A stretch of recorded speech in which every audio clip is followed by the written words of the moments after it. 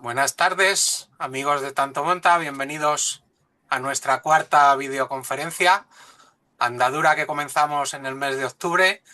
Llevamos ya cuatro, dos que hemos dedicado a la época de Carlos II, con el historiador Alberto Bravo.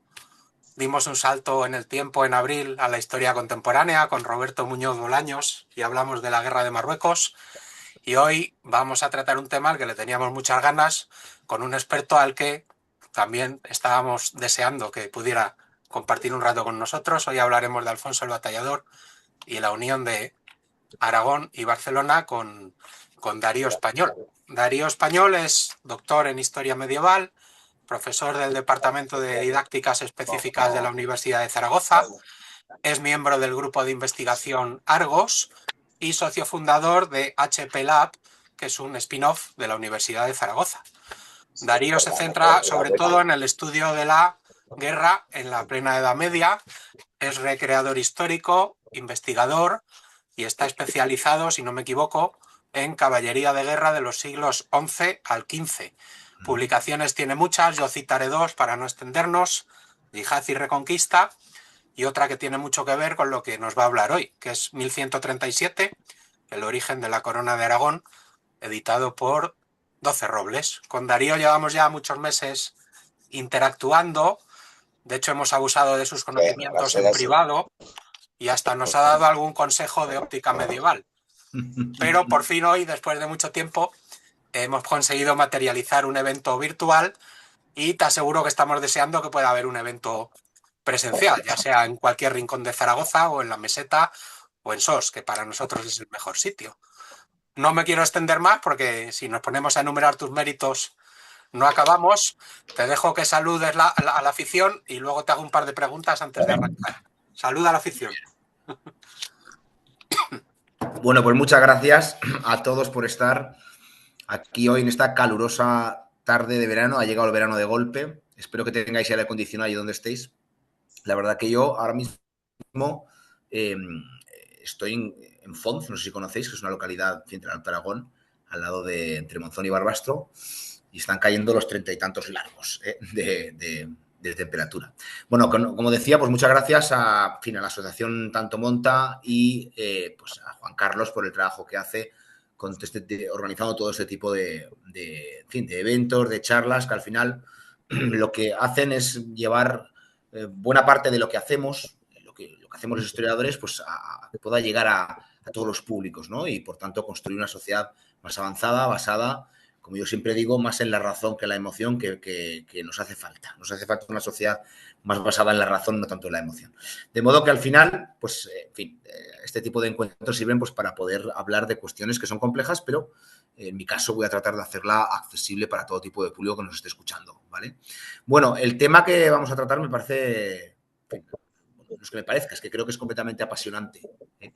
De modo que yo creo que, bueno, voy a tratar de sacarle el mayor jugo posible, sobre todo, pues, teniendo en cuenta que recientemente, como ha explicado Juan Carlos, he publicado un libro que, por cierto, está teniendo una muy buena acogida. Es un ensayo sobre el origen de la corona de Aragón, es decir, sobre esos mal llamados esponsales entre Ramón Lo mismo III y que el cuarto ya hemos oído.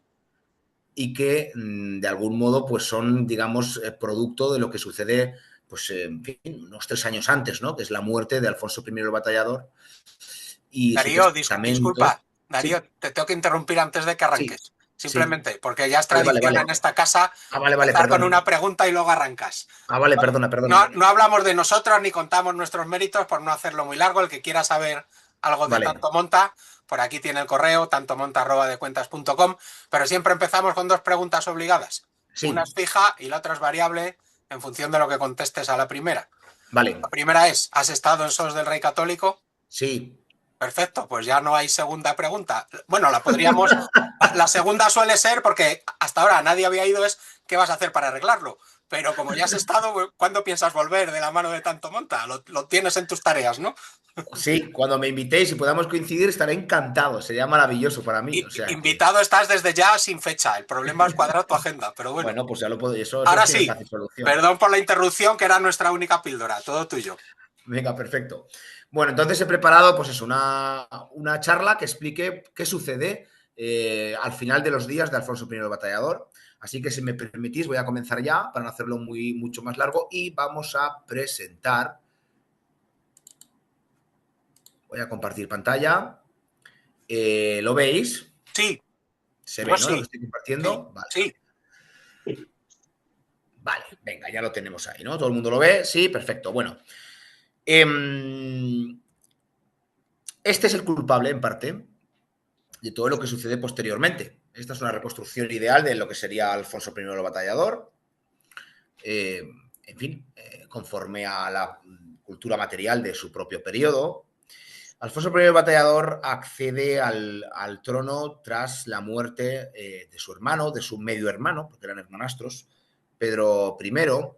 Él muere en el año 1104, Pedro I, todavía por cuestiones que todavía no conocemos, aunque estuvimos trabajando sobre sus huesos recientemente, por cierto. Está claro que él murió con un buen estado de salud, es decir, con todos los dientes, en fin, con 30 y tantos años, creo que tenía 34, y por tanto lo que le llevó a la muerte debió ser algo que no ha dejado rastro en sus huesos, como una apoplejía o, en fin, o una neumonía o incluso un paro cardíaco, ¿no?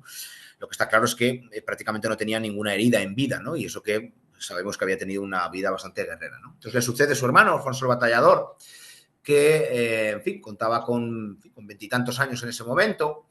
Alfonso Bateador no estaba preparado, no es que estuviera preparado, es que no había sido concebido para reinar, era en fin, ni siquiera era el segundogénito, porque tenía un hermano todavía del segundo matrimonio que había tenido su padre, Sancho Ramírez, con Felisa de Rusi, o de Rusi, mejor dicho. Pues habían tenido un primer vástago que era Fernando. Fernando enfermó ya desde muy pronto con tuberculosis y murió joven, adolescente. El segundo fue Alfonso y el tercero sería Ramiro, ¿no? Reinarían todos, menos Fernando.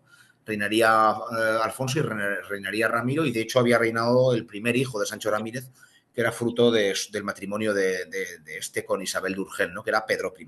Pues a la muerte de Pedro hereda el segundogénito, que en este caso era Alfonso, y recibe, como podéis ver, unos territorios que se aproximan relativamente a lo que tenemos ahí. Es un mapa que hizo Antonio Ubieto ya desde hace muchos años, pero que sirve muy bien para ilustrar los territorios que recibe, en este caso, por herencia Alfonso el Batallador, junto a lo que sería el reino de Pamplona, ¿no? Estamos hablando de que el Batallador va a ser rey de Aragón. Bueno, más que rey de Aragón, va a ser rey en Aragón o rey de los aragoneses, que esto es una cosa muy importante que quiero explicar también en esta charla, y rey de los pamploneses, que no es lo mismo que decir que era rey de Pamplona y rey de Aragón, como se suele hacer en la actualidad, ¿no? Entonces recibe una serie de territorios pequeños, modestos, sobre todo en el Prepirineo, con un pie puesto ya en buena parte del Valle del Ebro, que es el gran objetivo en principio.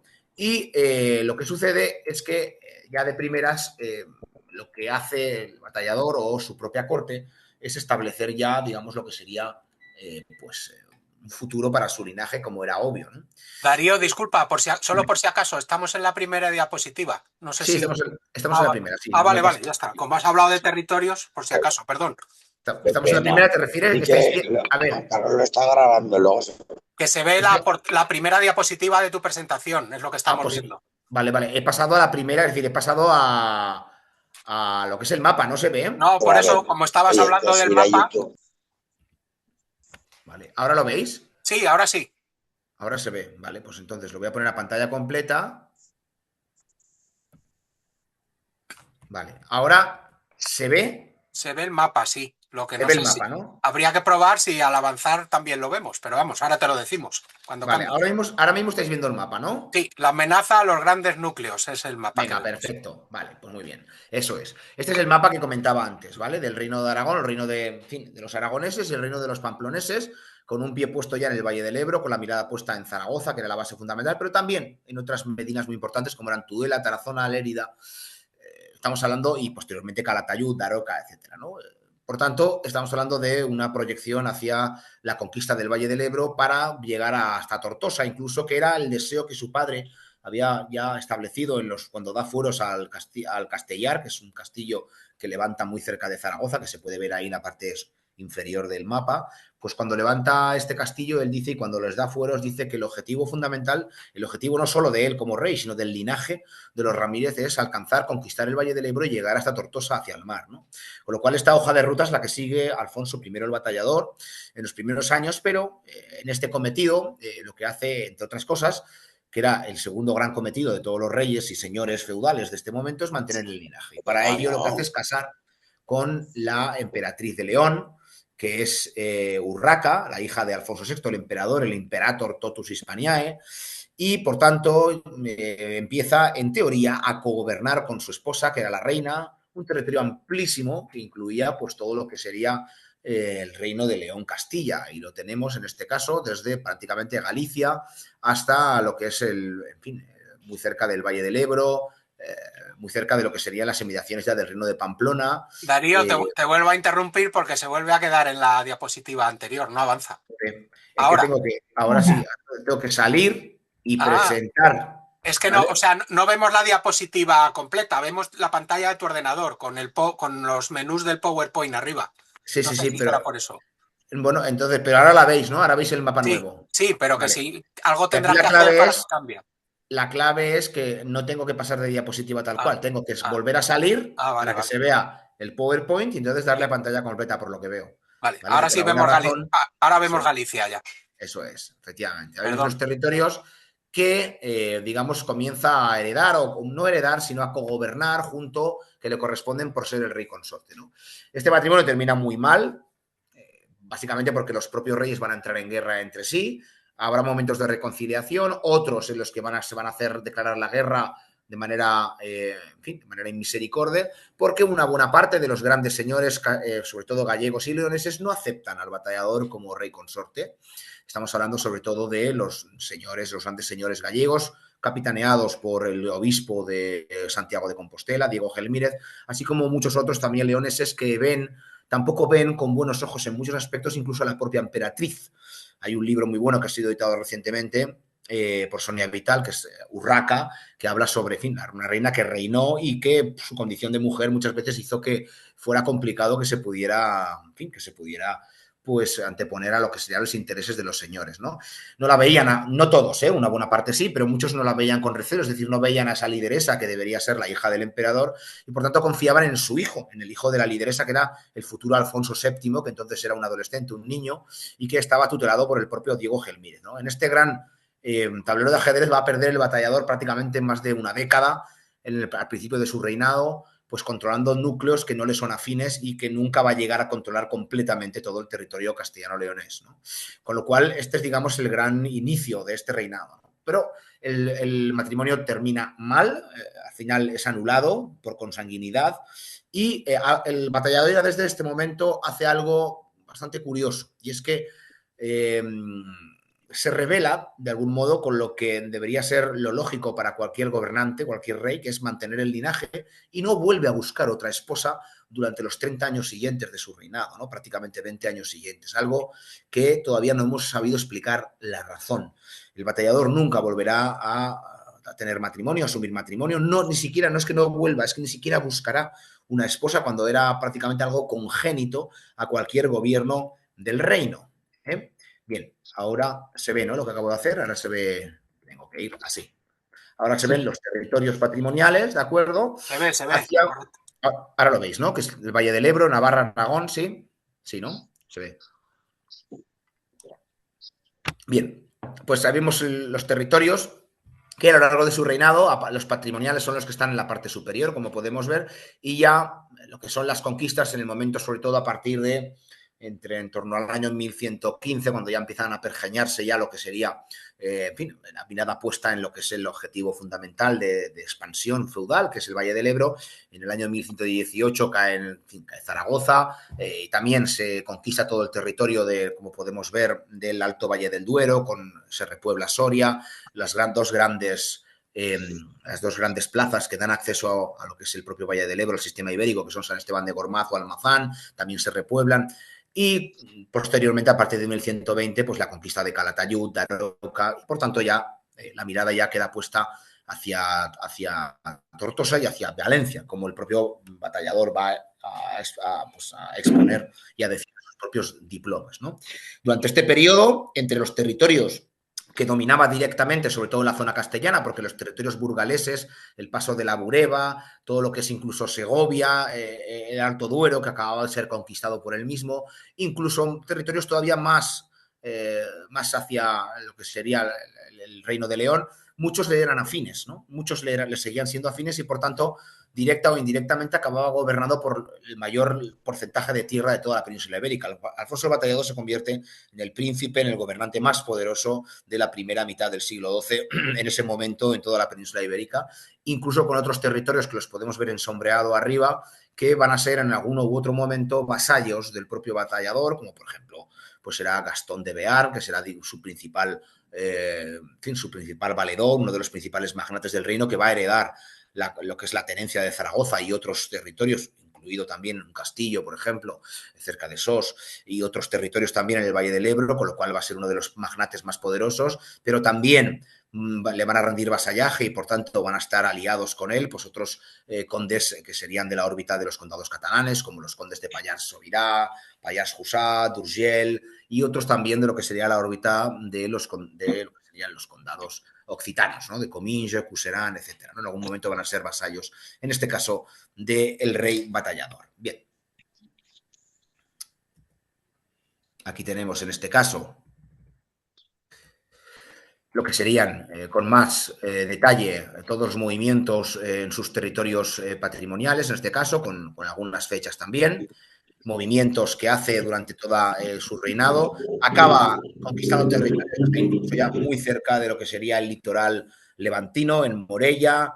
Incluso hay una expedición que se va a llamar la Hueste de Hispania, en la que él mismo va a bajar hasta las propias aguas de Motril y va a llegar hasta Granada, y se va a traer a centenares de nuevos pobladores, ¿no? En este caso mozárabes. Esto viene sobre todo al socaire de que los almorávides, cuando llegan a la península ibérica, imprimen una nueva visión del Islam completamente renovada. Los reinos de taifas eran tremendamente, en fin, transigían completamente con lo que serían los creyentes de libro, que se denominaban lo que ellos llamaban los dimníes, que eran aquellos que no eran musulmanes, pero que creían básicamente en un dios, en otro dios, y eran monoteístas. Es decir, estamos hablando de los judíos y cristianos, a los cuales el Corán siempre había considerado, o la UMA, propia del derecho maliquí, había considerado como creyentes del mismo Dios, pero equivocados, ¿no? Que lo que a ellos llamaban Dios o llamaban Yahvé no era más que Alá realmente, pero estaban equivocados y por tanto había que considerarlos como tal.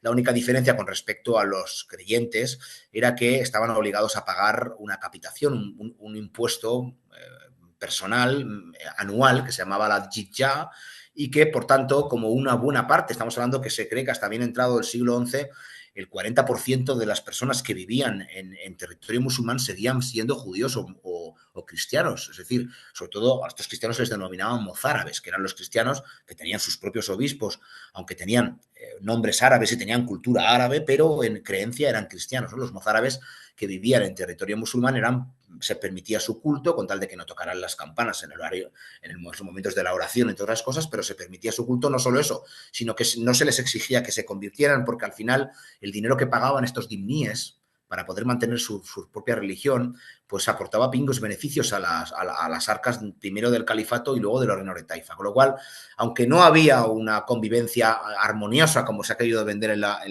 los últimos tiempos, es decir, estaban mucho más controlados por la justicia, las penas eran más severas para ellos, es decir, no eran ciudadanos de primera completamente como si eran los musulmanes, que esto hay que dejarlo claro, sí se les permitía siempre y cuando pagaran esa capitación, ¿no? Y además les interesaba a los gobernantes recibir una parte de a las arcas públicas del dinero que pagaban ellos, ¿no? Por tanto, estos mozárabes gozaban más o menos de una estabilidad en los sitios, porque, por otro lado, sus descendientes habían estado ahí desde tiempos inmemoriales, muchos de ellos desde tiempos de Roma, ¿no? Con lo cual eran tan hispanos como los propios musulmanes, ¿no? Esto cambia con la llegada del primer gran imperio norteafricano. Los almorávides hacen una consideración del Islam completamente renovado y lo que hacen es prácticamente, de hecho, Yusuf ibn Tasufín, el emir, se denomina emir de los musulmanes, así como los califas se llamaban emir de los creyentes o califa de los creyentes, de todos los creyentes. Él dice que es el emir de los musulmanes y por tanto entiende que todos los que no sean musulmanes deben convertirse o morir. Esto implica una persecución como nunca había antes sucedido en la península ibérica. Entonces los mozárabes empiezan a actuar como quinta columna de los cristianos y empiezan a migrar en masa hacia los territorios cristianos. De hecho, buena parte de muchas poblaciones actuales, como por ejemplo Mayén y en la zona de las Cinco Villas, fueron repoblados en este momento con los mozárabes que se trae Alfonso I el Batallador después de esta hueste de Hispania, con ese periplo que dura varios meses y que por tanto vuelve con un cargado de muchos mozárabes y que por tanto le sirven para repoblar esos territorios recién conquistados al Islam. Bien. Pero el Batallador, como todo el mundo, le llegan sus últimos días. En el año 1131, el Alfonso I el Batallador dicta el testamento más controvertido de la historia medieval europea. Más controvertido porque, fijaos, y esto lo abordo en mi libro, después de muchos años de leer, de buscar otros testamentos, de largos debates con compañeros, con colegas del Departamento de Historia Medieval, de haber publicado, de haber investigado, de haber analizado, en fin, colecciones diplomáticas que no habían tenido en cuenta, de haber analizado todas las bulas papales durante este periodo, ¿no? Que es un periodo de cambio completo porque las estructuras ideológicas de Occidente acababan de ser sacudidas, ¿no? Y es como consecuencia de ello tiene sentido el testamento del Batallador. Me doy cuenta que la consideración de que el testamento del Batallador es completamente insólito y irrealizable y que por tanto no tiene consistencia con lo que es la tradición jurídica, no solo de Aragón, sino de las monarquías feudales europeas, y que se trata, por tanto, de una rareza de su tiempo, empieza a pensar que es completamente falso. Falso en el sentido de que el testamento del Batallador es lo más inteligente que podía haber hecho Alfonso I y que tiene realmente sentido, muchísimo sentido, viendo la coyuntura eclesiológica, política e ideológica precisamente de ese momento. Yo siempre digo que el testamento del Batallador no hubiera tenido sentido 10 años antes o 10 años después. Es el momento, es hijo de su tiempo, de ese momento del año 1130, 1131, esos primeros años en el que están sucediendo cosas en Europa como consecuencia de la Primera Cruzada, que estaban revolucionando los cimientos ideológicos y, por tanto, también jurídicos que procedían desde el antiguo imperio carolingio y que habían sentado las bases de las teocracias, como era la sucesión agnaticia de padres a hijos. Todo eso estaba siendo tambaleado completamente debido a algo que había sucedido, en este caso a finales del siglo XI, y que ustedes seguramente conocerán, que es lo que se denomina la Reforma Gregoriana. La Reforma Gregoriana es consumar algo que el papado, los diferentes papas, llevaban décadas tratando de consumar, no décadas, siglos desde el siglo V, y que nunca lo habían conseguido, que era ese denominado dualismo gelasiano, en el cual el Papa de Roma, como heredero de la Iglesia de Roma por los poderes que Jesucristo le había dado, y que esto aparece en el Nuevo Testamento, al propio San Pedro, debían ser dueños de toda la cristiandad. Es decir, que, dicho de otro modo, todos los reyes, emperadores, condes, duques, que eran señores independientes, así, en fin, todos ellos, al final el poder que les procedía de Dios, porque eran teocracias, eran reyes por la gracia de Dios, debían tener al Papa como intermediario. Es decir, el Papa era el señor natural de todos los señores laicos que su poder necesitaban al Papa para poder materializarse como vicario en la tierra y, por tanto, toda la cristiandad, toda la geografía, todos los reinos, pertenecían en última instancia al Papa, que delegaba el poder en los reyes y, por tanto, podía quitar coronas y ponerlas, etcétera, etcétera. Esto, que siempre había sido una pretensión, a lo largo de toda la Alta Edad Media, nunca había llegado a materializarse. De hecho, la creación del siglo VIII y IX de lo que es el imperio, el Sacro Imperio Romano-Germánico, viene un poco para poder tratar de controlar a los reyes, pero el emperador germano, que es el heredero de Carlomagno, pues al fin no acaba más que controlando pues, unos territorios de la actual Alemania e intermitentemente el norte de Italia, ¿no? El resto de señores feudales y de reyes nunca se van a poner dentro de la órbita de este imperio, con lo cual la historia de la Alta Edad Media es la historia de un mal control del papado por parte de toda la cristiandad. Y ahora es en este momento cuando la Reforma Gregoriana consuma esto. La Reforma Gregoriana implica consumar todo lo que acabo de decir y, por tanto, todos los reyes acaban siendo vasallos por obligación, incluso con amenaza de excomunión al que no lo haga, acaban siendo vasallos del propio Papa. Por supuesto, esto no por todos es aceptado. Uno de los primeros que lo acepta es Sancho Ramírez. Sancho Ramírez se hace vasallo del Papa. Tradicionalmente se ha dicho que las consecuencias primarias de ese vasallaje fueron pues, que se cambió el rito mozárabe, que era el propio de la península ibérica, por el rito gregoriano y que se europeizó el reino, pero esto es una consecuencia, esto es una cuestión colateral. O sea, esto yo muchas veces cuando lo leo digo, qué manera de liar el asunto si esto es una cuestión menor.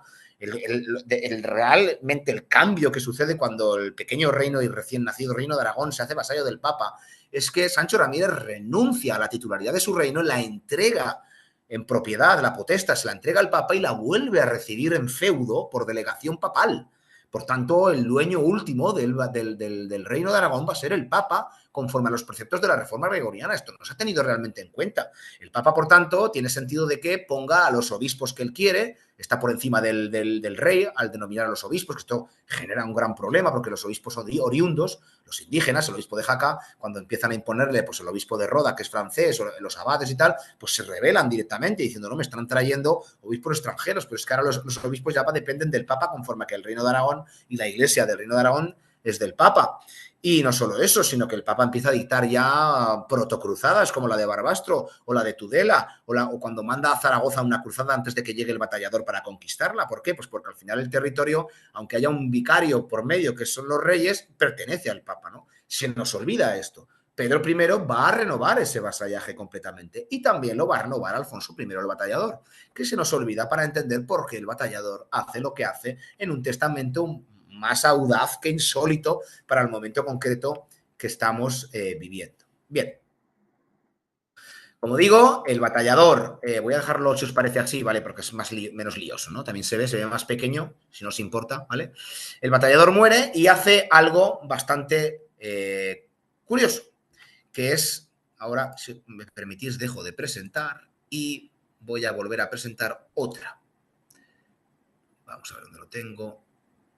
Ventana, no lo tengo, toda la pantalla, vale, ahora se ve toda la pantalla, ¿no? No. Lo que estoy haciendo, ¿no? ¿Se me ve a mí? Se te ve, bueno, se nos ve a todos los cuadritos con los participantes, pero ha desaparecido tu pantalla. Vale, pues aquí están, venga, comparto esto. Ahora sí. Bien, voy a compartir otra presentación.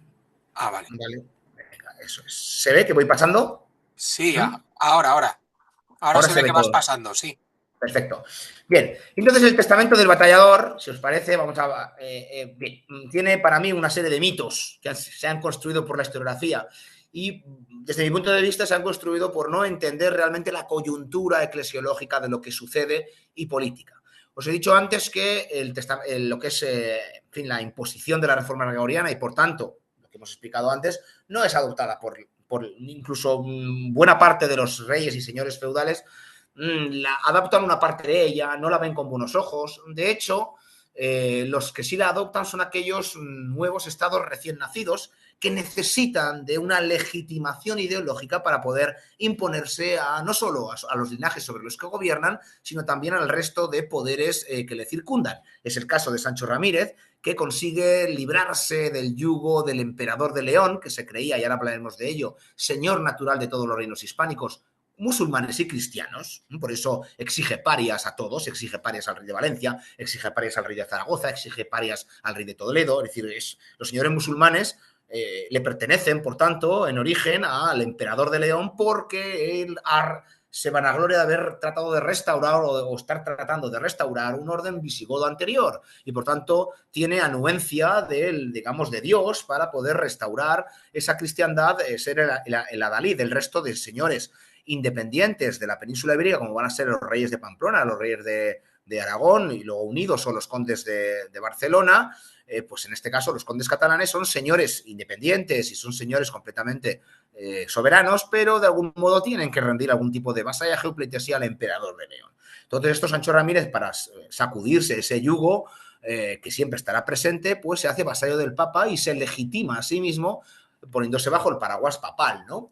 En fin, el batallador todo esto lo sabe, tal como está actuando, ¿no? Entonces, a su muerte dicta un testamento que es revolucionario, porque lo es, no era lo común, pero que era lo más inteligente. A lo largo de todo su reinado, el batallador va perdiendo todo el terreno que había dominado mientras había tenido matrimonio con su esposa. ¿Delante de quién? Del nieto del emperador, es decir, del hijo de su esposa, que muere en el año 1127 y hereda completamente todo el imperio, todo el reino castellano-leonés, lo hereda Alfonso VII, que será emperador de León, mucho más que su abuelo, porque se va a coronar y se va, en fin, una gran ceremonia imperial en León, y que va a redoblar los esfuerzos por hacerse no solo con todos los territorios que una vez habían sido propios de su abuelo, sino también con los que había reconquistado el batallador. Y esto es importante tenerlo en cuenta, porque con lo primero que se hace o intenta hacerse es con los territorios del Alto Duero, de Soria, etcétera, Almazán, y sus territorios habían pasado a manos de los cristianos, los había reconquistado su padrastro, Alfonso el Batallador. Sin embargo, se hace con ellos, ¿no? Y también sus derechos directos sobre el Valle del Ebro, sobre Zaragoza. Es decir, trata de reconquistar Zaragoza. De hecho, luego entenderemos por qué el escudo de Zaragoza es un león rampante, y tiene que ver con este momento, básicamente. Y por tanto también, aunque no directamente, también reclama una suceranía sobre los territorios patrimoniales de los reyes de Aragón y Pamplona, e incluso sobre los condados catalanes y más allá. Aunque no los puede asumir directamente, sí exige un vasallaje que él dice que su padre y su hermano ya le habían hecho a su abuelo, ¿no?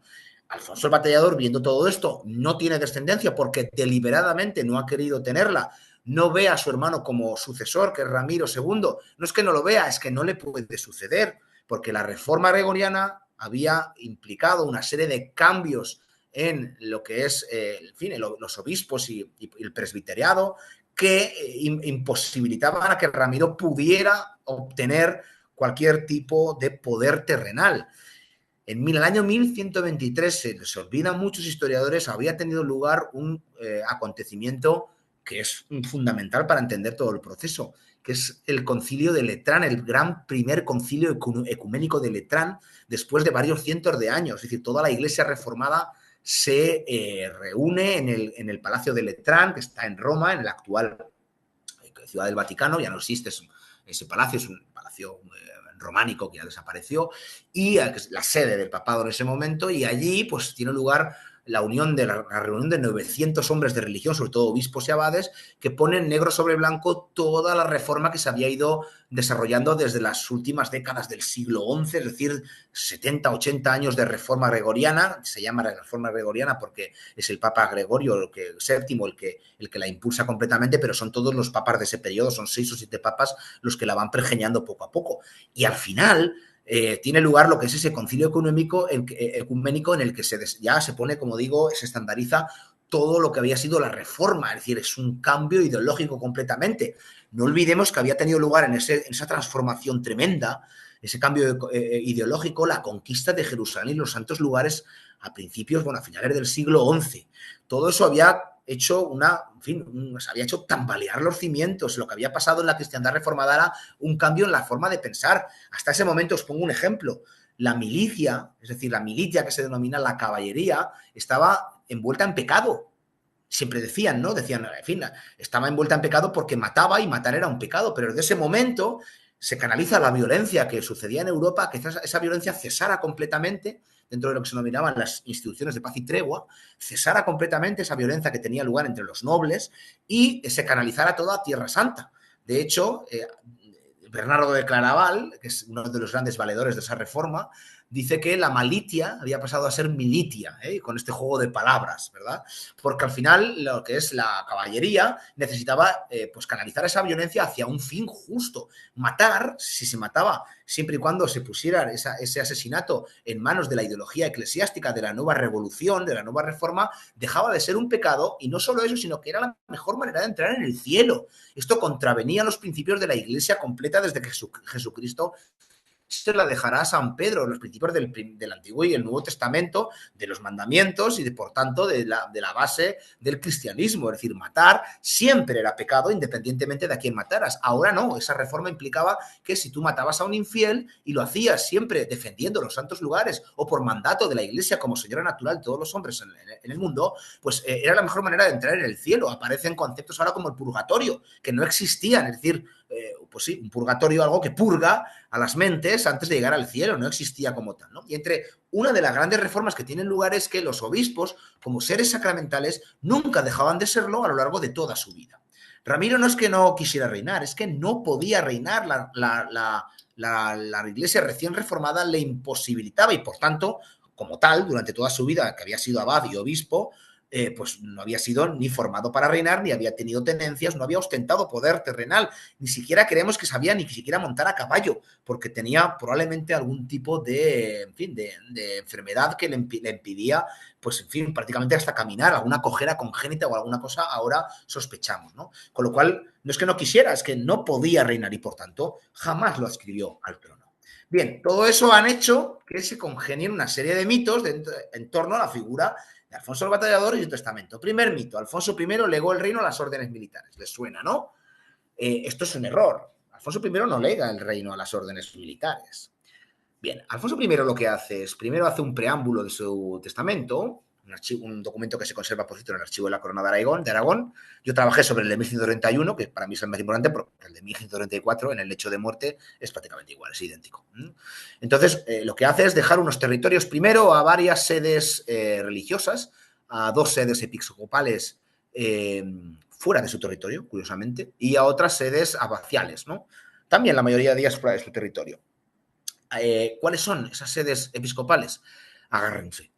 Deja los 2 territorios más calientes y más estratégicos de todo el oriente hispano, es decir, los más calientes y más estratégicos, los deja a sus grandes enemigos. Esto empieza a ser ya bastante inexplicable, o es más explicable realmente de lo que creemos. ¿Quiénes eran sus grandes enemigos? Miren, deja todo lo que es la entrada natural a sus reinos patrimoniales de Pamplona, Aragón y el País Vasco, el actual País Vasco, es decir, lo que es la entrada norte. Si ustedes han viajado, cuando viajan a Burgos, salen de Logroño y viajan a Burgos, van a tener que pasar obligadamente por un territorio terriblemente estratégico en lo geopolítico, desde el punto de vista de lo que estamos hablando, que es el corredor de la Bureba. El corredor de la Bureba tiene al sur lo que es la Sierra de la Demanda y, por tanto, ya el sistema ibérico, que luego enlaza con el Moncayo, y en la parte superior tiene lo que son los montes ya, los actuales montes vascos, y, por tanto, todo lo que es el trasiego de personas y, en fin, de animales, tenía que pasar por allí y sigue pasando por allí. La autovía pasa por allí, es decir, es la única manera de poder acceder con garantías, ¿de acuerdo?, en un espacio más o menos llano y, por tanto, transitable, hacia prácticamente todos estos territorios. Cualquiera que se adentrara en los territorios patrimoniales, a La Rioja, a Pamplona, a Navarra, a País Vasco y a lo que es Aragón, tenía que pasar por ahí, porque el resto era asumir una serie de puertos de montaña que, por tanto, era mucho menos operativo, ¿no? Ese es el primer gran punto estratégico fundamental que conectaba los territorios del Batallador por el norte en la parte occidental. Y el segundo está más al norte, al sur. El segundo, tenemos que irnos hacia prácticamente la zona actual de Almazán, Atienza, Molina de Aragón, es decir, que es el acceso natural hacia lo que es el Valle del Ebro, hacia Calatayud, porque la parte de encima ya es una parte mucho más montañosa y, por tanto, menos practicable. Esas 2 zonas, que son las que estaba acechando el emperador Alfonso VII a punto de conquistarlas, él, en su lecho de muerte, en lugar de parapetarlas como había hecho durante toda y protegerlas, eran una trinchera básicamente, y protegerlas militarmente, por eso tienen tantos castillos que se construyen en esta época allí, pues en lugar de protegerlas se las deja a sus grandes enemigos, que son los obispos, que por otro lado están apoyando a Alfonso VII, el emperador. Uno es Diego Gelmírez, que os he nombrado antes, el obispo de Santiago de Compostela, bueno, se lo deja a la sede de Santiago de Compostela y a quienes allí descansan, que es el apóstol Santiago, y también a la sede de San Salvador de Oviedo. Luego empezamos a investigar, nos damos cuenta que, evidentemente, Santiago de Compostela es quien es, y es ahí lo que hay, ¿no? Que es seguramente el tercer punto de peregrinación más importante de toda la cristiandad reformada, después de Jerusalén recientemente conquistada. Roma, Jerusalén y Santiago de Compostela. Pero la sede ovetense que había en Oviedo, pues estaban las grandes reliquias de la cristiandad. Estaban allí, estaba lo que se consideraba la sábana santa o el arca la alianza, ¿no? Estaban allí y siguen estando, por cierto, algunas de ellas, ¿no? Con lo cual las dejaba a esos grandes, en fin, elementos litúrgicos, religiosos y, por tanto, pero también detrás de ello había una gran estrategia. ¿Qué hacía el batallador dejando esos territorios terriblemente estratégicos a quien seguramente sería el enemigo? No, el batallador era muy inteligente. Sabía que en el mismo momento que deje esos territorios a los obispados, el emperador, en el mismo momento que ponga un pie en ellos, va a tener un pleito para poder, si quiere, anexionárselos, ya que pertenecen a los obispos y, por tanto, son espacios religiosos que lo que pertenecía a la Iglesia es complicado que los emperadores o reyes pudieran hacerse con ellos para sangre y fuego, ¿no? Con lo cual ponía una especie de tapón tratando de intentar que la jugada le saliera bien. Bien, en la segunda parte del testamento llega la parte, digamos, de los truenos que decimos, que es cuando dice que el resto de territorios lo deja a partes iguales, cuidado, a los 3 lugares de Tierra Santa y a quienes los custodian, dice. Aunque luego sí específicamente habla de las órdenes, que no son órdenes en ese momento, ahora hablaremos de ello, a las instituciones o a las cofradías de Tierra Santa las nombra como custodios o como... Pero en realidad deja muy claro que lo deja a los 3 lugares de Tierra Santa y a quienes los custodian. Es decir, no deja su reino a las órdenes militares. Entre otras cosas porque no podemos hablar de órdenes militares en el año 1131. La primera de todas, la Orden de los Pobres Caballeros de Cristo, estaba conformada por 9 caballeros que todavía eran más laicos que freires, como serán posteriormente, y que se encontraban en ese momento buscando apoyos y los habían conseguido en toda la cristiandad reformada. Se van los 9, se entrevistan con todos los prácticamente señores feudales de Occidente y se vuelven con una inmensa fortuna. Todo el mundo estaba dejando sus armas, sus tierras, sus caballos, etcétera, a lo que es la cofradía, porque entonces era una cofradía, un instituto, como podía ser en fin, el Hospital de Somport, la Militia Christi, es decir, similar a las que se habían creado en Occidente. Funcionaba de la misma manera. Ellos protegían a los peregrinos en el Templo de Salomón. No eran una orden internacional con la cruz de templaria en el pecho. Esto llega posteriormente, ¿no? Estamos hablando de una cofradía todavía que estaba construyéndose, acababa de emitir sus primeros estatutos en el Concilio de Troyes, 2 años antes, en 1129, en fin, era una institución que estaba creciendo en Europa, pero era una cofradía como podían ser otras muchas, ¿no? Que tenía, en fin, todavía no tenían una regla definida, etcétera, ¿no? La segunda es lo que sería la cofradía del Hospital de San Juan de Jerusalén, que no era una orden militar, lo sería décadas después. Entonces era, digamos, una especie de cofradía asistencial protegida por algunos caballeros que eran laicos y que, por tanto, también se encontraba expandiéndose por toda Europa. Y la tercera era lo que es la cofradía o la Orden del Santo Sepulcro, que muchos todavía discuten si llegó a convertirse en algún momento en una orden. Podemos hablar quizás de más de una especie de cofradía en la que el propio rey de Jerusalén pues formó parte y que por tanto era más laica que religiosa, ¿no? Con lo cual, mucho cuidado al decir que Alfonso I lega al reino las órdenes militares como si fuera un rey tremendamente cruzado en lo militar, porque detrás de ello había una cuestión que tenía más que ver con el poder de una serie de cofradías, de personas y de, en fin, de lo que sería el concepto de dejar un reino en Occidente a otro en Oriente que estaba tutelado por el patriarca de Jerusalén, en última instancia, en primera instancia, unas cofradías, pero en última, ¿quién tutelaba realmente los reinos de los cruzados, los reinos latinos recién conquistados? Sí, el Papa. El Papa. Tengamos en cuenta esto dentro de la jugada geopolítica que constituye el testamento del batallador. Segundo mito que ustedes han oído también, un testamento irrealizable e incomprensible. Esto no tiene sentido. Para mí es totalmente comprensible y espacio realizable. ¿Por qué? Porque hay un pasaje que para mí es revelador, que lo hace completamente audaz, realizable y lógico. Es un pasaje en el que dice que todas las tenencias que están en manos de los vasallos del batallador, es decir, de los grandes tenentes de su reino, para que se hagan una idea, en el año 1120, en una investigación que publiqué sobre la batalla de Cutanda, el batallador tenía 75 tenencias repartidas entre 127 tenentes, perdón. ¿De acuerdo? De manera que 75 feudos, que podían ser ciudades o castillos o conjuntos de castillos, eso era una tenencia de la cual se extraía renta, estaba cedida en forma de honor, en forma de tenencia, a los propios vasallos que tenían que entregar una parte al rey porque no tenían la titularidad de esas tenencias. Digamos que era una suerte de feudalismo embrionario, era diferente a Cataluña, que tenían un feudalismo mucho más avanzado, o el sur de Francia, ¿vale? Esto eran lo que se denominaba las tenencias. Claro, El problema era que estos tenentes dejaban de rendir pleitesía a un rey que era el que les convocaba para la guerra y por tanto se conocían entre todos, a alguien que iba a venir a gestionarlos a ver desde dónde, quizás desde Tierra Santa. Esto era un problema, de manera que lo que dice que el nuevo señor o nuevos señores que se encarguen del reino que acaba de testar no recibirán las tenencias de golpe, sino que los tenentes serán dueños, cuidado con esto, dueños de sus tenencias hasta que se termine su vida y luego esas tenencias revertirán a los nuevos señores.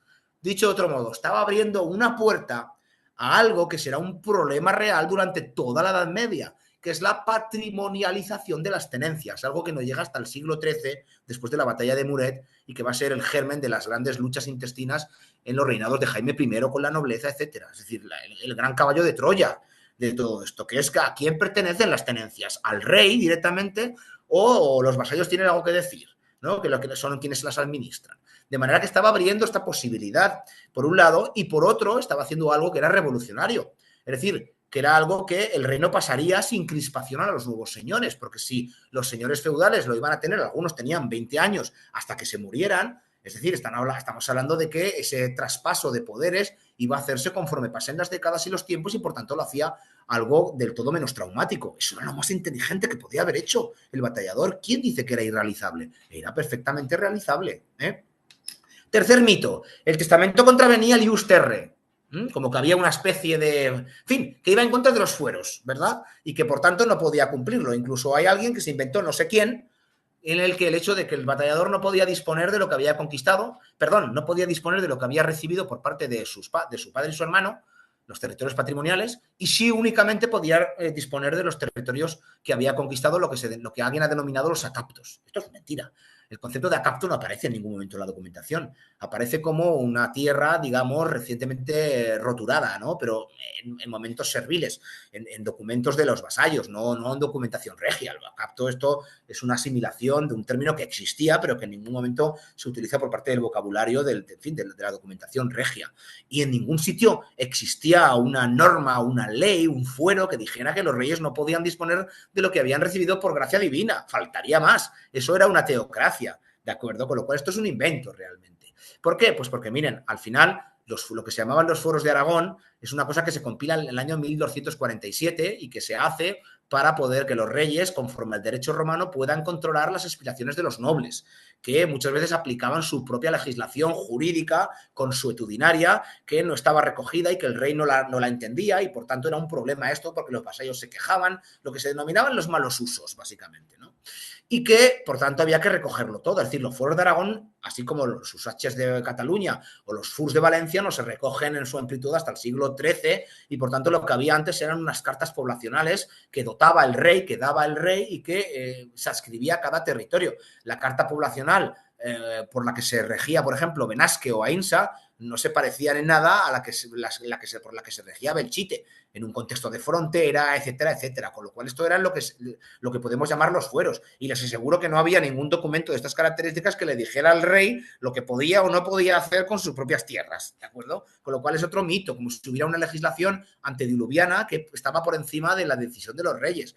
Esto viene sobre todo por la idea del pactismo aragonés que surge en la Baja Edad Media. Seguramente ustedes han oído el término de que antes hubo leyes que reyes y por tanto de eso nos vanagloriamos dentro de la identidad aragonesa, pero señores míos, esto no ocupaba en el siglo XI y XII, donde las teocracias feudales estaban en su máximo apogeo. Esto en todo caso puede ocupar cuando empiezan a compartir el gobierno con las grandes cortes y parlamentos del siglo XIII, bueno, sobre todo XIV y XV, ¿no? Y aún así con matices. De modo que en el siglo XI y XII no había ningún derecho de la tierra que estuviera por delante de los reyes y que por tanto le atara los pies en decisiones de sus territorios patrimoniales.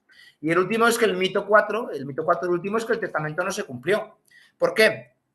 Pues porque el testamento, como ustedes saben, los señores feudales, los vasallos, no fueron tan audaces como el batallador, entendieron que era más malo conocido que bueno por conocer y decidieron sino levantar, alzar, elegir a Ramiro como nuevo rey de Aragón, lo cual no es aceptado con el papado que exige el cumplimiento del batallador y que en este caso pues de algún modo hace que Alfonso VII trate de hacerse con los territorios no solo del batallador, sino los nuevos, ¿no?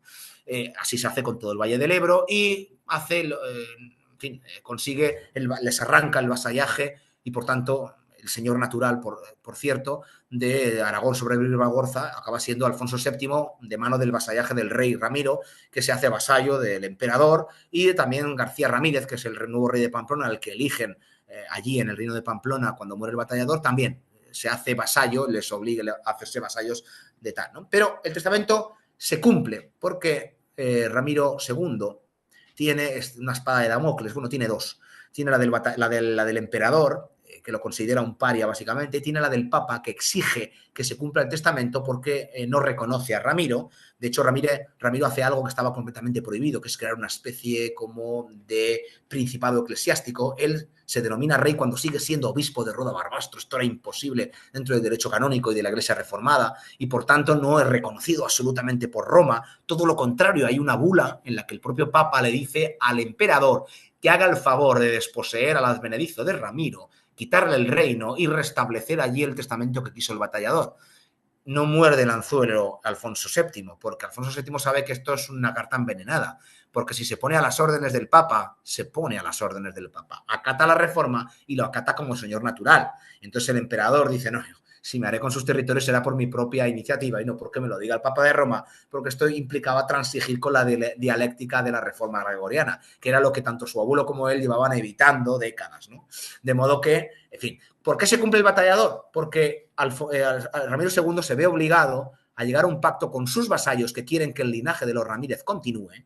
Esto es lo que han pedido los vasallos, no respetando el testamento, pero también los intereses del papado, que necesita reconocer lo que va a suceder ahí, porque si no lo reconoce a él, a su heredero tampoco lo va a hacer. Es decir, ese reino va a estar en el limbo ideológicamente hablando, porque el papado era el señor natural de sus hermanos y de su padre.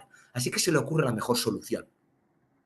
La mejor solución es casar a su hija mediante este testamento, prometer a su hija con el único que era vasallo de la Santa Sede, de la sede apostólica en esa época, que es Ramón Berenguer IV, conde de Barcelona, el que tanto su padre como él se habían manifestado caballero de San Pedro. Es decir, eran los únicos vasallos, los señores naturales independientes, soberanos, príncipes de la península ibérica, incluso del sur de Francia, que también, pero que también se declaraban la mayoría independientes del papado y que se declaraban, en este caso, vasallos de la sede apostólica, era Ramón Berenguer IV. Ramón Berenguer adopta las armas, en este caso, del reino de Jerusalén al principio, que es en las monedas, etcétera. Por decir, se hace señor del papado. De hecho, la cruzada que hay en 1117 contra las Islas Baleares, contra la Mallorca islámica, está promocionada y, en fin, propulsada por el papado con forma de cruzada. Es decir, los condes de Barcelona eran vasallos del papa. Por tanto, el Ramiro II sabe que para dar salida al testamento del batallador, lo mejor es que los territorios del batallador caigan en manos de alguien que es, por un lado, enviado directo de la Santa Sede, como es Ramón Berenguer IV, es, como digo, vasallo, y por otro también, a partir de ahí, consiga mantener el linaje de los Ramírez en el hijo que supuestamente debe engendrarle a su hija, que va a mantener el linaje y también la potestas real. Porque, y ahora vuelvo atrás, hay tres elementos de poder fundamentales para entender por qué actúa Ramiro de este modo, por qué actúa Alfonso el Batallador en su testamento de ese modo y cómo era la dialéctica ideológica del poder en ese momento. Por un lado estaba el primer principio de poder, que era la auctoritas, un poder moral que estaba incluso sobrenatural por encima de todos. Lo ostentaban el papado como señor natural de todos los cristianos y también el imperio. El imperio, los emperadores. El emperador, en este caso, el Sacro Imperio Romano-Germánico, que debería ejercer una suerte de suceranía sobre todo los reinos hispanos, pero que esto es más de jure que de facto, esto no se cumple, ¿no? De hecho, el hecho de que exista un emperador en la península ibérica que se saque de la manga Alfonso VI, el ser imperator totus Hispaniae, es para librarse del yugo del papado cuando la reforma, y segundo porque dice que la auctoritas le procede de cuando el territorio pertenecía a la cristiandad de los visigodos y por tanto él era señor de musulmanes y cristianos, algo que estaba por encima de lo que pudiera aspirar el propio papado, ¿no? Y se saca lo que es el imperator Hispaniae, que dura prácticamente una generación. ¿No? Bien, por debajo de esa auctoritas, que era tácita y todos entendían, estaba la potestas, lo que ellos denominaban el regnum. La potestas, que es la propiedad de los reinos, la propiedad de en fin, la soberanía, podemos decir, la propiedad de los principados. A la cabeza de ellos había soberanos independientes, príncipes independientes que debían vasallaje, en teoría, a una autoridad superior, aunque buena parte de ellos no la cumplían, como os he explicado. Estaban los reyes, los condes que eran independientes, los duques, el duque de Aquitania, etcétera, etcétera. Estos señores eran de facto reyes independientes y que, digamos, mantenían unas teocracias porque mantenían sus territorios por la gracia de Dios, ¿vale? Se amparaban en esa gracia divina, pero estaban supeditados o no a esa autoritas última. Y por último, el tercer principio de poder era lo que se denominaba el imperium, el dominium. Siempre iba unida a la potestas. El imperium era la propiedad de la tierra, la propiedad de todo lo que había sobre la tierra, de los hombres, de los animales, de las ciudades, de la renta, de todo, la propiedad, digamos, ¿no? La titularidad, podemos decir, más que la propiedad. Y el imperium era la capacidad de ejercer el gobierno sobre esa titularidad.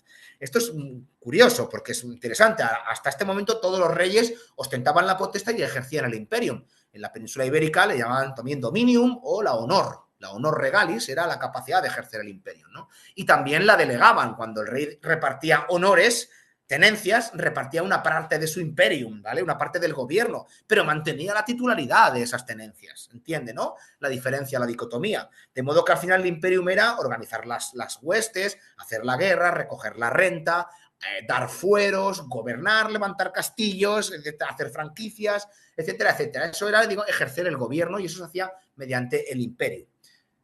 Si volvemos de nuevo a lo que es la donación, pues la donación, no sé cómo llevan ustedes en latín, arriba pone directamente in Dei nomine, no sé si ven mi cursor, ¿se ve mi cursor?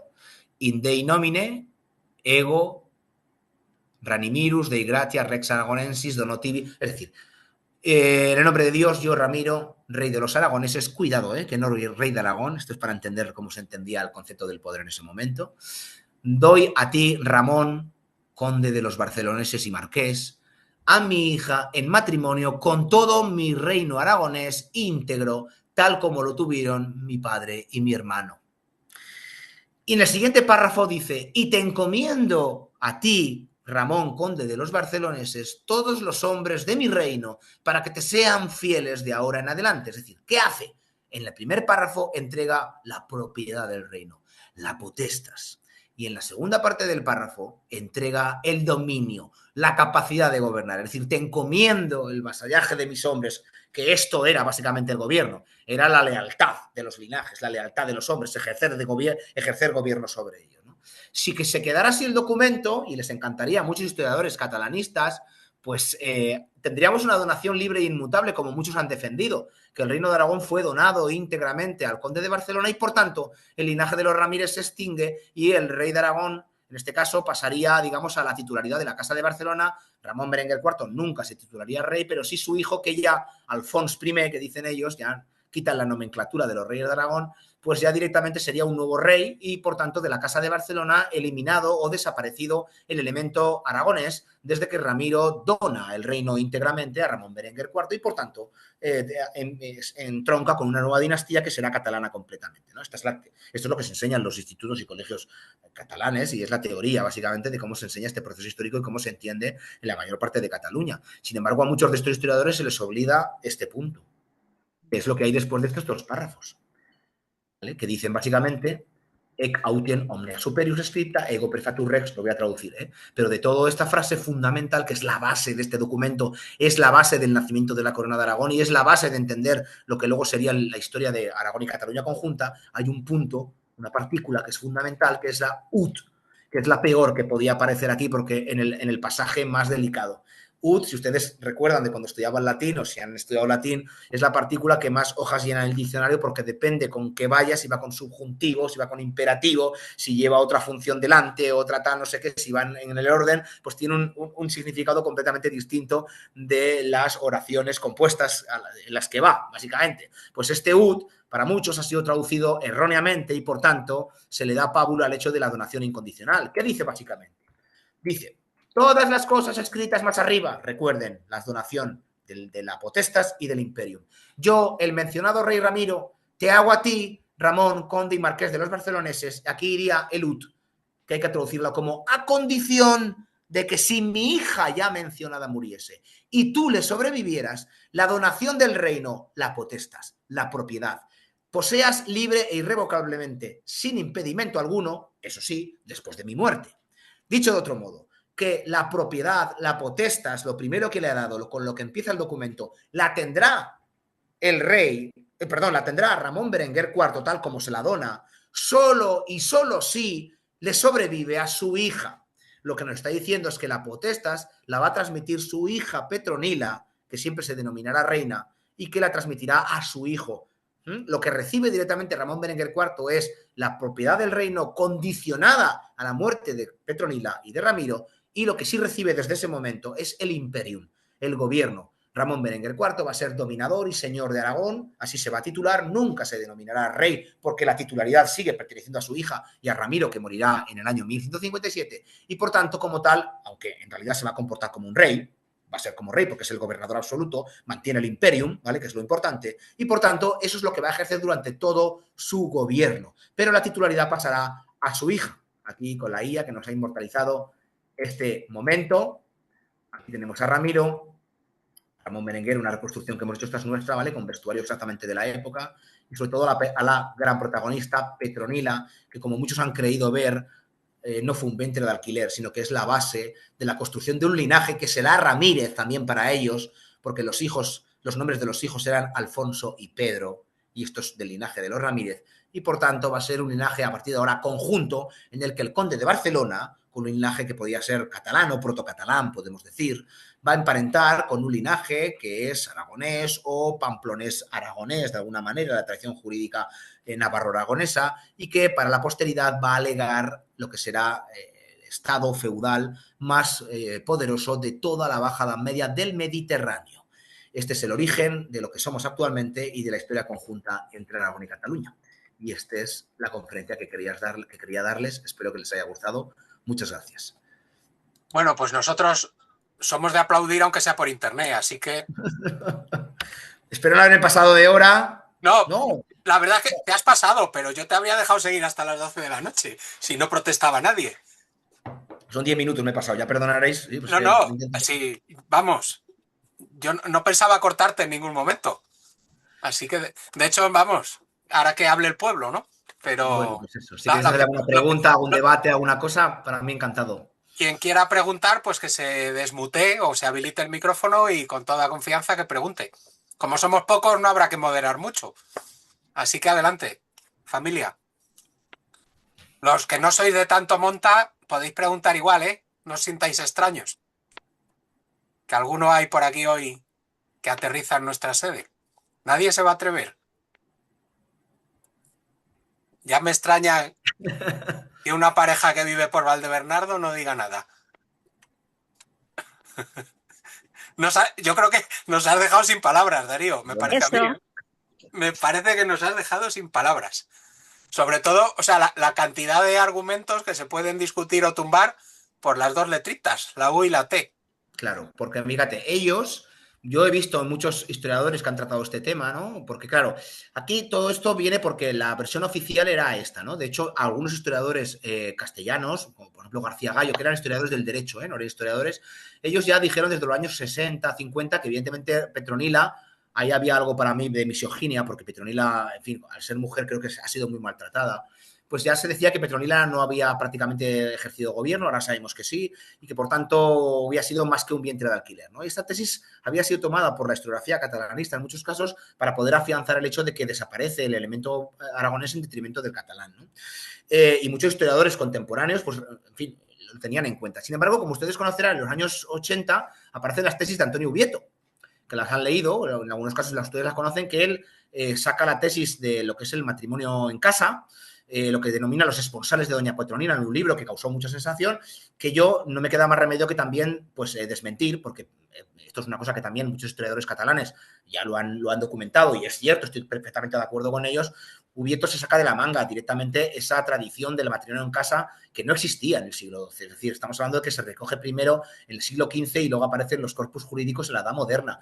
Y incluso cuando se recogen los fueros de Aragón en el siglo XIII, a mediados del siglo XIII o los fueros de Navarra tampoco recogen este fenómeno que era el matrimonio en casa, que el hecho de que desaparezca el linaje del marido y se integre en la casa, ¿no? Esto es algo muy del Alto Aragón, muy del territorio de, en fin, pirenaico, prepirenaico, pero que no estaba documentado como tal. Entonces, ampara su teoría, lo hace básicamente para confrontar las tesis catalanistas. No quiero decir que la idea, la iniciativa no tuviera un loable cometido, pero no se puede contraponer una teoría que también es susceptible de ser desmentida, y yo lo hago en mi libro, con otra teoría que también es susceptible de ser desmentida, ¿no?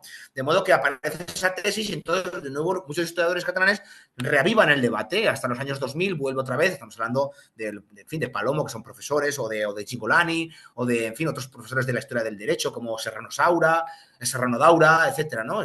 Muchos de esos artículos se pueden consultar en internet, ¿no? Entonces, empiezan a hablar eso, ¿no? Vuelven a retomar el hecho de que Petronila para nada ejerció ningún tipo de poder, etcétera, etcétera, etcétera, ¿no? Con lo cual, al final, te das cuenta de que cada uno trata de, por su lugar y su origen de nacimiento, trata de poder justificar el asunto, pues en función de sus intereses ideológicos que nos respaldan. Yo soy aragonés, pero yo tengo en cuenta que la historiografía aragonesa no ha estado a la altura y que ha mentido con esto. No solo Ubieto, sino otros autores que también, digo, joder, nos tira más el lugar de matrimonio. Es decir, el historiador tiene que ir a los documentos. Vayamos a los documentos. ¿Qué dicen los documentos? Es decir, ¿qué dice el latín? Claramente, punto. Pues es que hay que interpretarlo así y todo lo demás son conjeturas. Fíjense que muchos historiadores catalanistas traducían el ut por aunque. Miren, ut, cuando va con subjuntivo, puede dar lugar a 4 tipos de oraciones. 4 tipos, ¿vale? Que son adversativas, tal.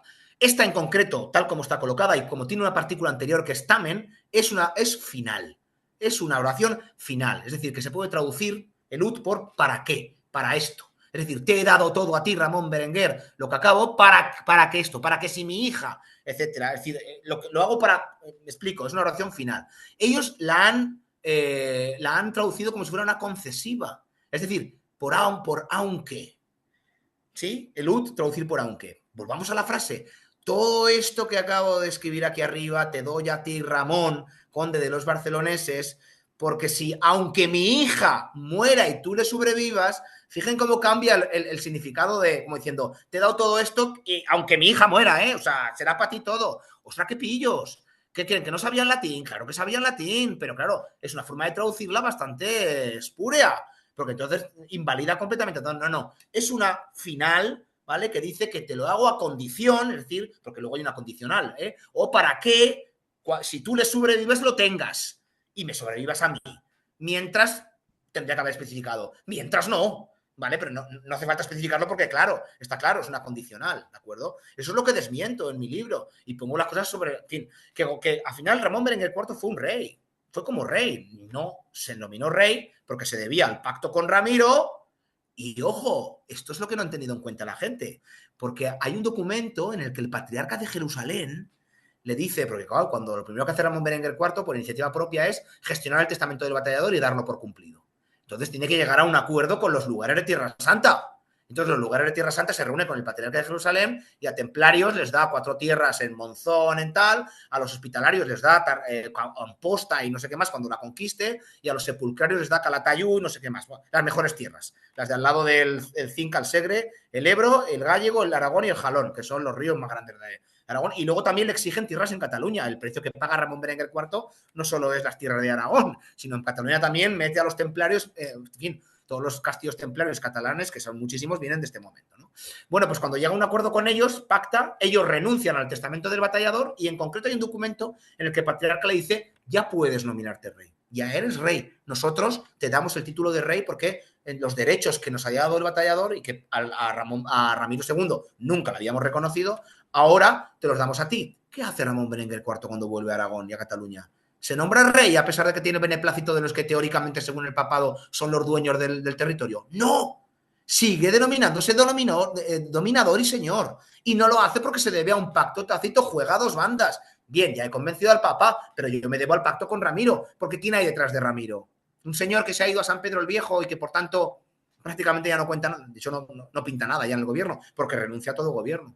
No. Detrás están los mismos vasallos que no respetaron el testamento del batallador y que decidieron por su cuenta y riesgo levantar a Ramiro como rey. Si Ramón Berenguer IV no cumple los pactos que tiene con Ramiro y por tanto con sus vasallos, tan pronto pongo rey como quito, ¿sabes? Con lo cual Ramón Berenguer IV se debía también a las lealtades de los señores aragoneses, con lo cual no habría que forzar la máquina, ¿de acuerdo? De manera que ahí está la clave de por qué nunca se denomina rey, porque no llegó a serlo, porque no podía, básicamente, pero que actuó como rey, las cosas como son. No tiene nada de malo esto, realmente, contar la historia tal como los documentos la cuentan. No importa dónde hayamos nacido. Esto es una cosa que yo pienso, ¿no?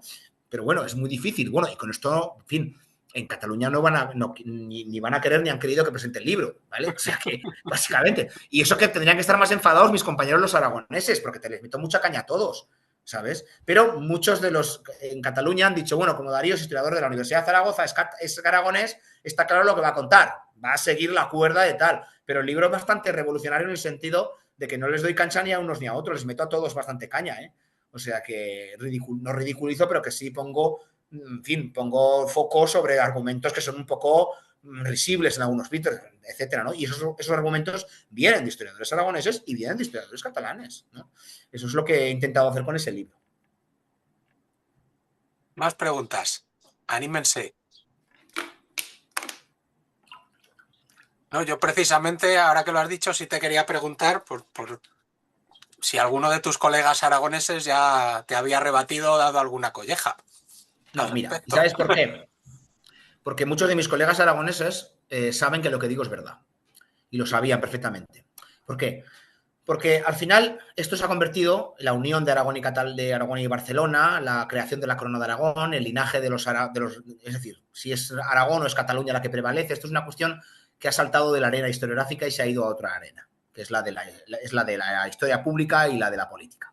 Entonces, muchos historiadores que sabían perfectamente que las tesis de Ubieto no eran rebatibles, jamás entraron en esa arena porque entendieron que era, como digo, pues arena de otra, en fin, de otra arena, ¿no? Y por tanto yo, comiendo, cenando, tal, hablando con ellos, muchos, hemos hablado muchas veces, en fin, que al final, pues todo eso está claro que los catalanistas no tienen la razón, pero tampoco las tesis oficiales que se habían expandido desde la historiografía aragonesa, ¿no? Y hay otros historiadores pues que siguen libros que han publicado recientemente de divulgación, que siguen también hablando de los esponsales y tal, o sea, que entiendo que creen en esa teoría, ¿no? Pero en buena parte, pues está superado en el sentido de que tal. Lo que pasa es que nadie la ha recogido desde los años 80, nadie la había revisado otra vez, sobre todo porque revisarla y desmentir a Ubieto hubiera sido caer de la sartén para caer en las brasas. Es como dar la razón a las tesis étnicas o regionalistas, nacionalistas catalanas en las que están, ¿no? Porque yo siempre digo que con Ubieto se abrió la veda de que, bueno, a Ubieto lo alancearon de todos la historiografía, por una parte la historiografía catalanista, que no catalana, catalanista, que es distinto, alanceó a Ubieto a partir de todo ello, ¿no? Como un muñeco de trapo, etcétera, ¿no? O sea, tú ves realmente los artículos académicos en revistas académicas que cuando desmienten el casamiento en casa y utilizan argumentos ad hominem, que yo digo, en un medio académico, es decir, dicen que, pues que como tuvo problemas, por ejemplo, cuando era catedrático de la Universidad de Valencia, lo sacan a relucir 30 años después. ¿Qué tiene que ver con lo que...? O sea, vete al argumento, no. O incluso hay un autor, como lo digo claramente, como Stefano Cingolani, que denomina a sus argumentos, pero está claro que lo está denominando a él, como anticatalanes, ¿vale? Es decir, como etcétera, ¿no? Entonces llega un punto que traspasan lo que sería una cuestión científica, tal. Entonces, bueno, pues muchos historiadores saben, pero claro, han mirado para otro lado, pues porque al final era caer con ese miedo de decir, si yo desmiento la teoría, la única que campea en la historiografía aragonesa, que ya está ahí desde los años 80, hace 50 años, y ahí sigue campeando, y ya está bien que esté, pues si la desmiento y me pongo en esa arena, pues seguramente voy a dar alas a la tal, ¿no? Con lo cual siempre se ha mirado para otro lado, con respecto a esta teoría. Bueno, hola. ¿Alguien quiere ¿Hola? preguntar? Adelante, Alberto. Sí. Vale. No sabía si se me escuchaba. Es que estoy entre el ordenador, el teléfono, el móvil. Se te escucha. Vale. Adelante. Vale. No sé si veis la imagen. ¿Sí? Se no? ve Sí, un ese texto es el documento, sí. Vale. En el documento aquí hay una frase que comenta, a ver, ¿dónde está? Esta traducción que pone ellos o cualquier persona de cualquier sexo por ellos, ¿vale? En cambio, en tu libro, la traducción que haces es tanto ellos como los hombres de ambos sexos que les servían. Es muy diferente. Y yo, pone como tal como las poseyeron de igual modo. Si ves arriba, ¿Vale? Sí, Yo lo he traducido pero literal, ¿eh? Yo lo he sí, traducido literal. O tengo sea, no, pero digo, después pones tanto ellos como los hombres de ambos sexos que les servían. Y aquí dice ellos o cualquier persona de cualquier sexo por ellos. vale, Esta diferencia que yo aquí veo, yo sí. interpretaba la del libro de Antonio Vieto, ¿vale? Ujú. La interpretaba como queriendo decir en el documento que la reina podía, o sea, que la hija podía ser sucesora directa de Pedro y Alfonso, ¿vale? En cambio, con la traducción Repíteme de eso último, Taciturno, perdona, que me he desconectado para coger el libro y no te he oído. Repíteme eso último. sí, que yo interpretaba como que Sí. intentaba en el documento, Ramiro, que lo que buscaba aquí era que Pedro y Alfonso, o sea, la sucesora que era la hija, y por eso había puesto en la traducción ellos o cualquier persona de cualquier sexo por ellos. Como No, diciendo, mi mira, hija ¿sabes? también puede sustituir, o sea, puede ser después de Pedro y Alfonso, ¿vale? En cambio, No, en ¿sabes tu por qué lo dice traducción, eso? ¿Sabes por qué lo sí, dice el batallador? es Estoy una buscando el interpretación que documento, yo ¿eh? hago, ojo, ¿eh? Porque ahora me has dejado con la duda de que yo lo traduje exactamente igual, pero no recordaba quienes les habían servido, no recordaba que lo hubiera puesto. Pero bueno, que es un tema menor porque no invalida lo que tú me comentas, ¿vale? Tengo que mirar mi traducción. Pero es que tengo el libro aquí en las manos. ¿Sabes por qué lo dice eso? Cuando dice tal como lo tuvieron mi hermano Pedro y Alfonso o cualquier persona de los ambos sexos por ellos. Más o menos viene a decir lo mismo, ¿no? Del mismo modo, lo que sea. Porque hay una cosa que los reyes habían hecho anteriormente que había generado o era algo que generaba problemas. Y son las dotes. Las dotes. Las dotes es, bueno, en realidad mal llamadas dotes, lo que sería es una donación propter nuptias, que es cuando se casaban con las reinas, los reyes les daban territorios en sus feudos. ¿Recordáis el mito del reino de los mayos? ¿Os suena el tema del reino de Sí, los sí, mayos? sí, sí, sí. Sí, pues el reino de los mayos básicamente es la dote que le dan a la reina Berta, que luego, por cierto, recibe en parte también la reina Urraca, que son territorios patrimoniales que van a pertenecer directamente a ellas, ¿vale? ¿Por qué se daba la donación propter nuptias? Petronila también tuvo, ¿eh? Y en mi libro demuestro que eso también es novedoso, que la tuvo en Besalú, ¿vale? Bueno, pues esos territorios se legaban a las reinas, patrimonialmente a partir de entonces sería para ellas, para que tuvieran rentas con los cuales criar a los hijos, tanto de sus matrimonios anteriores, que si se dieran el caso, como a los segundogénitos del propio del matrimonio canónico, ¿vale? Entonces, ¿cuáles eran los territorios de Urraca, perdón, de Felicia de Rouci, de la madre del batallador? Siresa. ¿Dónde es educado Alfonso el Batallador? En Siresa, ¿vale? Todos esos bueno, Siresa y varios más, Siresa, Hecho, todos los territorios son la dote. Los territorios de la dote de Berta, pues todos los territorios de los mayos, Agüero, todos pasan todos a Berta y por tanto se dice que es un reino en sí mismo que se le llama reina de los mayos, ¿no? Porque llegará a gobernar allí. Urraca recibe Monte Aragón, recibe un montón, no recuerdo ahora, Barbastro, etcétera, ¿no? Entonces, claro, después de haber entrado en guerra con Urraca, esos territorios, en fin, pues todos los territorios podrían incluso ser reclamados por Alfonso VII directamente, no es que habían pertenecido a mi madre, ¿sabe? Mi madrastra. Entonces, para evitar eso, dice que todo el reino, tal como lo tuvieron mi hermano Pedro y Alfonso, o cualquier persona de cualquier sexo por ellos anteriormente. Se está recibiendo a estas movidas que podría haber con esas dotes, ¿vale? Esto es una cosa que ya desde tiempos inmemoriales ya lo... Es decir, la historiografía nos hemos dado cuenta de ello y tal, ¿no? Pero más o menos eso es lo que viene a decir, ¿vale? Ahí no involucra a Petronila. Pero fíjate, ya que tienes el libro ahí, hay una cosa tremendamente curiosa, que los historiadores no se habían dado cuenta o lo habían pasado. Sí, se nombra, pero se pasa un poco de puntillas. Mira, si tú accedes al testamento del primer rey de Aragón, que él nunca se denominó rey, ¿vale? A Ramiro I, él hace dos testamentos. Están online, ¿eh? Están online. Tú pones colección diplomática de Ramiro I de Aragón y está en PDF, ¿vale? Está colgada online. Si localizas el testamento, él dice que básicamente está describiendo la solución de Ramiro II. Él dice que si no tiene una hija, si su hija es una hija, no un hijo, pues le busque el marido y gobierne, o reine el marido con la hija. Más o menos dice algo así. Entonces, eso es lo que hace Ramiro II. Se está acogiendo a la tradición, que es la única ley o tradición jurídica a la cual podían más o menos acogerse los reyes, si es que existía alguna, era lo que sus antepasados habían hecho. Ellos iban construyendo la tradición. Y luego, curiosamente, revisando, no sé por qué, la documentación de Alfonso II, del hijo de Petronila y de Ramón Berenguer IV, voy a su testamento, publicado ya por Sánchez Casabón, y digo, diantre, digo, ¿Por qué no lo hemos tenido en cuenta aquí? ¿Por qué Ubito no lo tuvo en cuenta?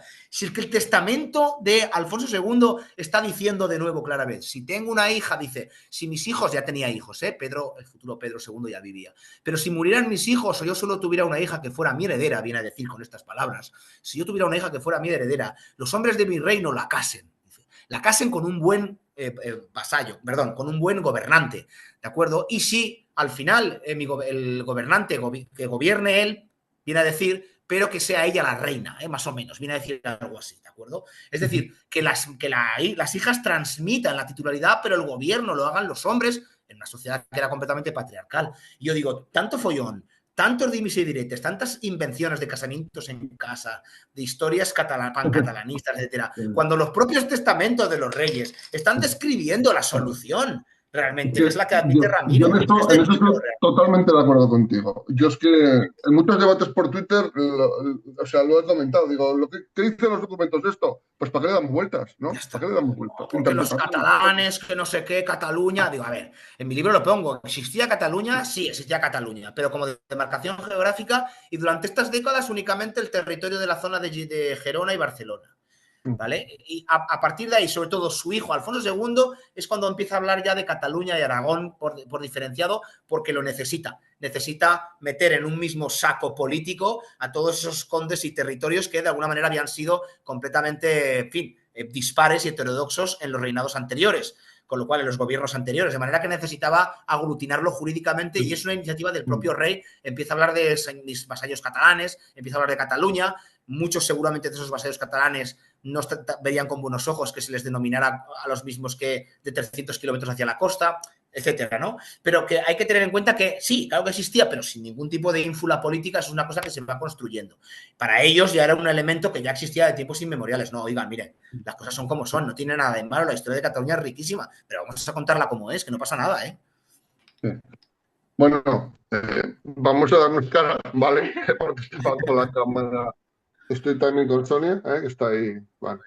Oye, está muy interesante todo, la verdad. Bueno, yo ya hemos leído ambos el libro, y la verdad que es genial. O sea, esto hacía falta, hacía falta, de verdad que hacía falta. Muchas gracias, lo agradezco. La verdad es que oyéndote hoy, Darío, dan ganas, o sea, le dan unas ganas de decir, bueno, esto como no lo ha visto nadie antes, ¿no? Pero bueno.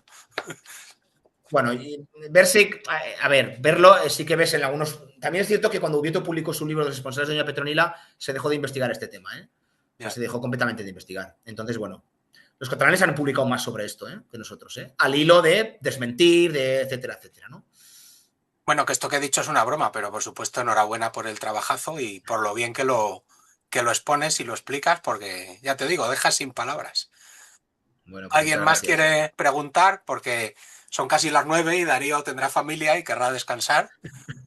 Simplemente, bueno, que sepas, por ir despidiendo, que la semana que viene tenemos un evento muy chulo en Sor del Rey Católico y te pitarán los oídos, porque estaremos allí compartiendo muchos ratos con José Luis Corral, al que creo que conoces bien, y como se le ocurra en la conferencia decir, me está dando miedo, como se le ocurra decir que Alfonso el Batallador dejó su reino a las órdenes militares, vamos a tener un lío. Lo va a hacer por inercia, porque es una cosa muy socorrida, no pasa nada, una cosa no invalida la otra. De hecho, yo he discutido mucho con él sobre por qué él, si habéis leído su novela del Batallador, él cree realmente que el Batallador era homosexual. Sí, lo dice abiertamente, sí. Lo dice abiertamente, yo he discutido con él. Yo es que ni me lo crea ni me lo deje de creer. Yo le dije un día a un Pepe, le dije que el Batallador fuera homosexual es completamente, no tiene nada que ver con lo que sucedió. Porque os aseguro que muchos reyes de esa época eran homosexuales, pero uno tenía que hacerlo aunque fuera con la nariz tapada.